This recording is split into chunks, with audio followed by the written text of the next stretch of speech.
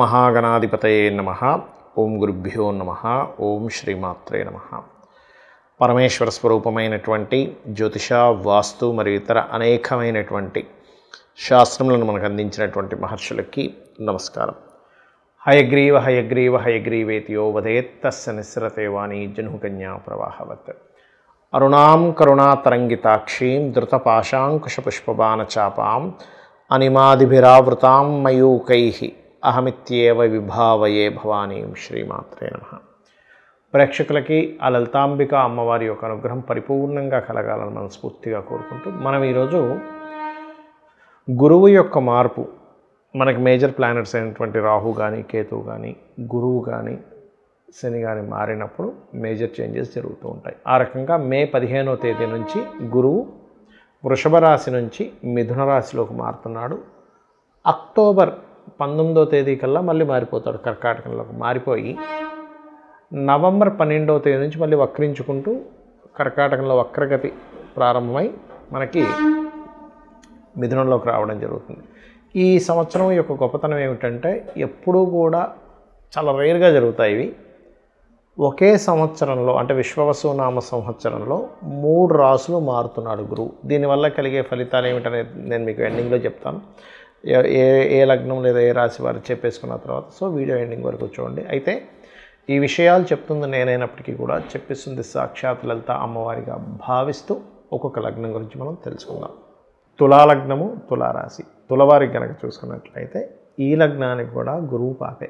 పాప అయినప్పుడు ఏమవుతుందండి అన్నప్పుడు ఇక్కడ సహజంగా గురువు శుభుడు అంటే సహజ శుభత్వం కలిగినటువంటి గురువు 9వ స్థానంలో ఉన్నందుకు కొంత గురుబలాన్ని పెంచుతాడు. అందులో ఎటువంటి సందేహం లేదు. కొంత ఎందుకంటే ఇప్పుడు మనకి చూడండి, మన ఆస్ట్రానమీలో కూడా ఖగోళ శాస్త్రాన్ని కూడా మేము చదువుకున్నట్లయితే ఎటువంటి శకలం వచ్చినా కూడా మనకి భూమి మీద టచ్ అంటే భూమి మీదకి వచ్చే ఆ శకలం తగలకుండా గురుత్వాకర్షణ శక్తితో గురువు తన వైపు లాక్కుంటాడు కదా. అలాగే న్యాచురల్గా మీ లగ్నానికి శుభుడైనా పాపైనా కూడా గురువు ఇచ్చే ఫలితం గురువే. అంటే కొన్ని ప్లానెట్స్ ఉన్నాయి, శని, గురువు, రాహుకేతు, ఇవి కాలము, మోక్షము, కర్మ, జీవ అంటూ ఉంటారు. సో ఆ రకంగా ఇక్కడ కొంత గురుబలం పెరుగుతుంది. కాకపోతే బ్యాంక్స్ నుంచి తీసుకునే లోన్స్ విషయంలో లేదా తండ్రులు గురువులతో అనవసరమైన గొడవలు, అనవసరమైన అగ్రెసివ్ దీంట్లోకి వెళ్ళడం అనేటువంటిది చాలా స్పష్టంగా చూపిస్తుంది ఇక్కడ. ఇక మరొక విషయం ఏంటంటే ఈ 3, 6 అధిపతి కూడా అయ్యాడు కాబట్టి గతంలో మీకు ఏవైతే కొన్ని డిస్ప్యూట్స్ ఉన్నాయో అవన్నీ కొంత క్లియర్ అవ్వడానికి కూడా ఈ 9వ స్థానంలో ఉండే గురువు యోగిస్తాడు. యోగించడం కాదు, కాకపోతే ఇక్కడ ఈ 9వ స్థానంలో ఉండే గురువు 3వ స్థానాన్ని అదేవిధంగా 5వ స్థానాన్ని కూడా చూస్తాడు. కాబట్టి కొంతమందికి ఉపనయనం చేయించుకోవడానికి ఇది కరెక్ట్ టైం అయినా అని అడుగుతూ ఉంటారు. ఎప్పుడైనా గురుబలం ఉన్నప్పుడు that is the perfect time. దీంతోపాటు మీ జూపిటర్ ఎక్కడున్నాడు, మీ పంచమాధిపతి ఎక్కడున్నాడు, మీరు రవి ఎక్కడున్నాడో కూడా చూసుకోవాలి. ఉపనయన సంబంధించినటువంటి ముహూర్తాలు చూసుకున్నప్పుడు అయితే కామన్గా కూడా మన వాళ్ళు ఏం చెప్తారంటే 9లో గురువు ఉన్నప్పుడు చేయొచ్చు అని చెప్తూ ఉంటారు. ఇదొకటి. ఇంకోటి ఏంటంటే కొంత గురుబలము ఎప్పుడైతే 9లో ఉంటుందో కొన్ని చికాకుల నుంచి అదేదో భగవంతుడు మనల్ని రక్షించినట్టుగా కొన్ని సంఘటనలు మీకు జరుగుతాయి. ఇక మీరు చేయవలసిన దేవతారాధన కాళికా అమ్మవారి యొక్క ఆరాధన చేయండి, అన్ని విధాలు బాగుంటుంది. చాలామంది అడుగుతున్నారు, ఏమండి ఈ సంవత్సరం గురువు అతిచారంలో ఉన్నాడు కదా, అంటే సంవత్సరం పాటు ఒక రాశిలో ఉండవలసినటువంటి గురువు ఒకే సంవత్సరంలో 3 రాశులు మారుతున్నాడు. గురువుని మనకి ఆస్ట్రాలజీలో జీవుడుగా చెప్తారంటే ప్రజలు, జీవులు, జీవంలో ఉన్నటువంటి ప్రతిదీ కూడా గురువే, జీవకారకుడు. అందుకే మనకు చూడండి కరోనా వచ్చినప్పుడు కూడా మీరు అప్పుడున్న ప్లానటరీ పొజిషన్స్ని కనుక గమనించినట్లయితే శని, గురువులు కలిసి మకరంలో ఉన్నారు. జీవకారకుడైన గురువు నీచబడి శనితో కలిసి ఉండడం వల్ల దానికి ప్రామాణికమైన ఒక శ్లోకం కూడా మనం అప్పట్లో చెప్పుకున్నాము, ఎందుకు ఇటువంటి విపత్తులు వచ్చాయనేటువంటి. అయితే మరి ఈసారి అలాంటి రోగాలు ఏమైనా వస్తాయా అంటే రోగం అనేటువంటిది రాదా అనేటువంటిది మనం ఆల్రెడీ 40 రోజుల క్రితమే చెప్పుకున్నాం. ఇది విశ్వవసునామ సంవత్సరం ప్రారంభంలోనే. కాకపోతే యుద్ధాలు లాంటివి వస్తాయి, కొంచెం జల సంబంధించిన యుద్ధాలు ఎక్కువగా వస్తాయి అని చెప్పుకున్నాం. అయితే ఈ జల సంబంధించిన యుద్ధాలతో పాటు జల రాసుల్లో ఈ కుజుడు, శని ఉన్నారు కాబట్టి జలంలో ఉండేటువంటి కొన్ని జీవరాశులకి చాలా ఇబ్బంది కలగనుంది.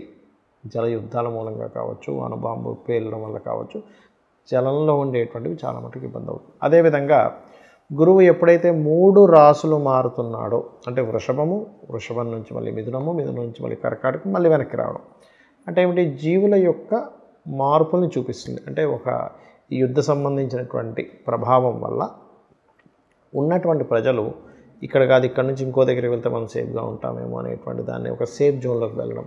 అలా కాదని కొంత సముద్ర తీర ప్రాంతాల వైపు ఉండేటువంటి వారు, ముఖ్యంగా మనకి పాకిస్తాన్కి సరిహద్దుల్లో ఉండేటువంటి వారు, ఢిల్లీ లాంటి ప్రాంతాల్లో ఉండేటువంటి వారు, లేదా ఇటువైపు అంటే మన ఇండియాకి ఇరువైపులా ఉండేటువంటి తూర్పు పడమర వైపుల్లో ఉండేటువంటి సముద్ర తీర ప్రాంతం అంటే వైజాగ్, లేనట్లయితే వెస్ట్ బెంగాల్ కావచ్చు, అదేవిధంగా మనకి ఒరిస్సా కావచ్చు, ఇటువైపు రాజస్థాన్, ఇటువైపు ఉండేటువంటి వారు కాస్త పరుగులు తీయాల్సిన పరిస్థితి వస్తుంది అనేటువంటి చూపిస్తుంది. అంటే వాళ్ళు సేఫ్ కోసం, ఇదేదో ఎవరినో భయపెట్టడానికి కాదు, గుర్తుపెట్టుకోండి. ఇదంతా ఎందుకు చెప్తున్నానంటే జూపిటర్ ఇలా 3 రాసులు మారినప్పుడు అయితే మన దేశం కంటే కూడా ఇతర దేశాల వాళ్ళకి చాలా ఎక్కువగా ఉంటుంది ఇబ్బంది. అంటే పాకిస్తాన్ మన శత్రు దేశానికి చాలా ప్రమాదం కానివ్వండి, చాలా ఇబ్బందికరమైన వాతావరణం అనేటువంటిది వాళ్ళు చూస్తారు. ఆ దేశం వాళ్ళు ఎక్కువగా పరుగులు తీయాల్సి వస్తుంది మన దేశంలో ఉండే వాళ్ళకన్నా. మన వాళ్ళు ఏంటంటే కొంచెం సేఫ్ దీనికోసం వెళ్ళవలసి వస్తుంది. అటువంటి పరిస్థితి నెలకొననుంది అనేటువంటిది మనం ఒక 45 రోజుల క్రితమే పాత వీడియోలో కనుక చూసుకుంటే ఈ జల సంబంధించిన యుద్ధాలు వస్తాయి, జలరాశిలో కుజుడున్నాడు అనేది చెప్పుకున్నాం. అప్పటికి ఇంకా అసలు విశ్వవసునామ సంవత్సరం కూడా ప్రారంభం కాలేదు. అయితే ఈ షష్టగ్రహ కూటమి, గ్రహణం ఇవన్నీ కూడా దానికి యాడ్ ఆన్ అవుతున్నాయి, కాదని కాదు. అయితే మరి అందరూ సరే నాకు డేట్ ఆఫ్ బర్త్ ఉంది కాబట్టి నేను పలానా రెమెడీ చేసుకుంటాను, మరి లేని వాళ్ళ పరిస్థితి ఏమిటి, ఈ యుద్ధ సంబంధించిన వాటి నుంచి కాపాడుకోవడానికి ఏమిటి, ఈ గురువు మారుతున్నందుకు మీకు మంచి ఫలితాలు రావడానికి ఏమిటి అని చూసుకున్నట్లయితే, ఎప్పుడైనా శని గనక మీనరాశుల్లో సంచరించేటప్పుడు ప్రధానంగా జరిగేవి ఏమిటి అంటే కొంతమంది పీఠాధిపతులు వాళ్ళలో మార్పులు కానివ్వండి, లేనట్లయితే వాళ్ళకు కొంత హెల్త్ రిలేటెడ్, లేకపోతే వాళ్ళలో కొంత ఇబ్బంది కావడం, కొంచెం ధర్మానికి ఇబ్బంది రావడం, ఇట్లాంటివన్నీ కూడా శని గుర్రాశిలో ఉన్నప్పుడు ఇస్తూ ఉంటాడు. అయితే ఇక్కడ ప్రతి ఒక్కరు కూడా చేసుకోవాల్సిన రెమెడీ ఏమిటి శని మీన రాశిలో ఉన్నందుకంటే దక్షిణామూర్తి యొక్క స్తోత్రము, కాలభైరవుడి యొక్క అష్టోత్తరము ఎక్కువగా చేసుకుంటూ ఉండాలి. కాలభైరవ స్తోత్రం మనందరం వినే ఉంటాం, దాన్ని విన్నా సరిపోతుంది. ఏమంటే నాకు నోటికి రాదండి అని బాధపడుతుంటారు చాలామంది. చక్కగా మీరు ప్రశాంతంగా మీరు విన్నారంటే కాలభైరవ అష్టకము, కాలభైరవుడు ఈ కాలంలో జరిగేటువంటి ఏవైతే విపత్తులు ఉంటాయో ఆ విపత్తుల నుంచి మిమ్మల్ని కాపాడడం జరుగుతుంది, గుర్తుపెట్టుకోండి. అలాగే హైదరాబాద్ నగరంలో ఉండేటువంటి వారు కూడా కాస్త ఈ ప్రాంతాల్లో ఎక్కడైతే మనకి జనసంచారం ఎక్కువ జరుగుతుందో అక్కడ కూడా కొంత జాగ్రత్తగా ఉండాలి.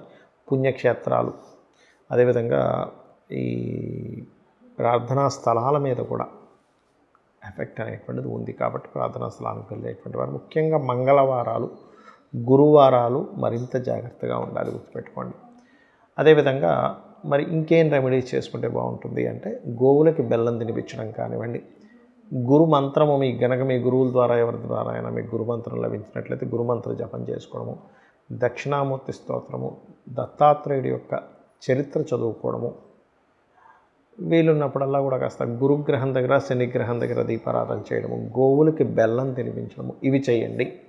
ఖచ్చితంగా మీరు మీ యొక్క కుటుంబము సేఫ్గా ఉంటుంది. మనందరము కూడా ఆ యొక్క అమ్మవారి అనుగ్రహంతో సురక్షితంగా ఉండాలని మనస్ఫూర్తిగా కోరుకుంటూ శ్రీమాత్రే నమః.